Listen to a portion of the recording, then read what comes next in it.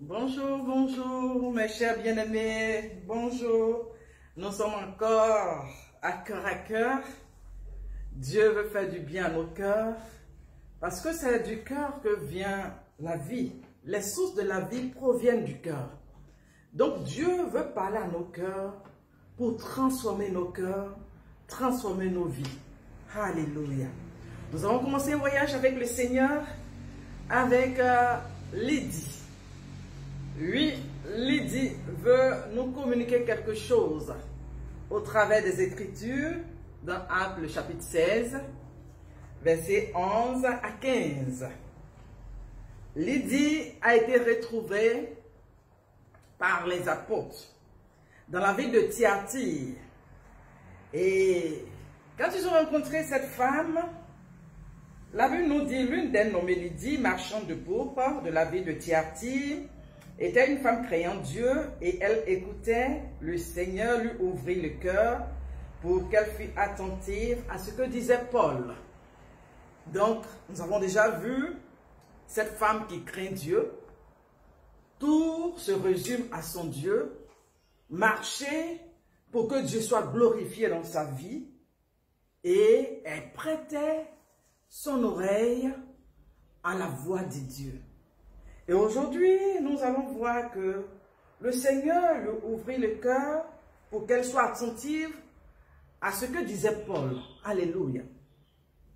C'est Dieu qui ouvre le cœur de l'homme.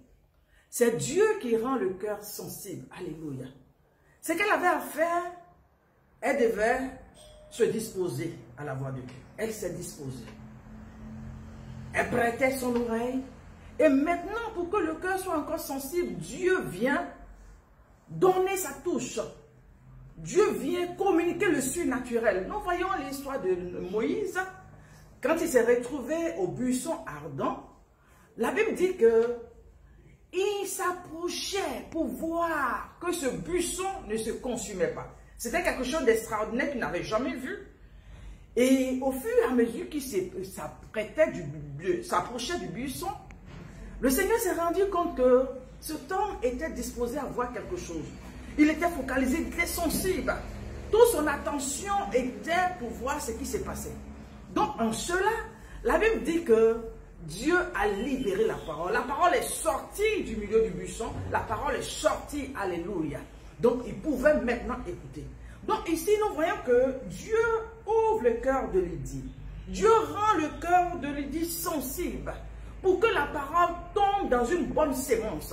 Pour que la parole qui allait provenir de Paul tombe dans une terre fertile. Parce que très souvent, nous les femmes, nous sommes envahis de pensées qui nous détruisent.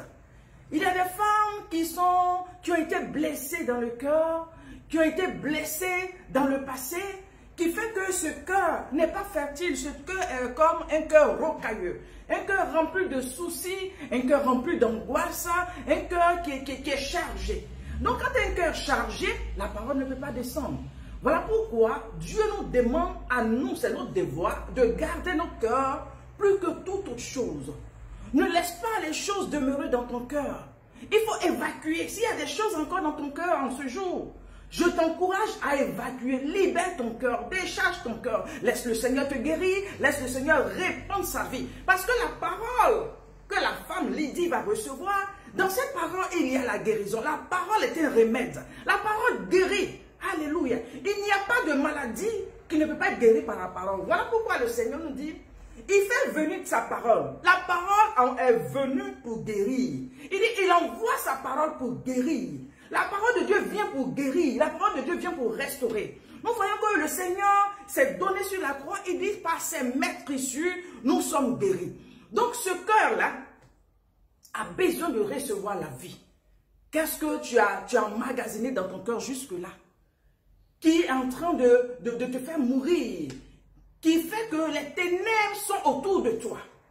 Bien-aimé, je veux t'encourager, comme Lydie, à laisser le Seigneur rendre ton cœur sensible. Parce que si ton cœur n'est pas restauré, ton cœur n'est pas touché, pour que la parole prenne forme, s'enracine dans ton cœur, dans ton âme, bien-aimé, tu ne pourras pas aider quelqu'un autour de toi.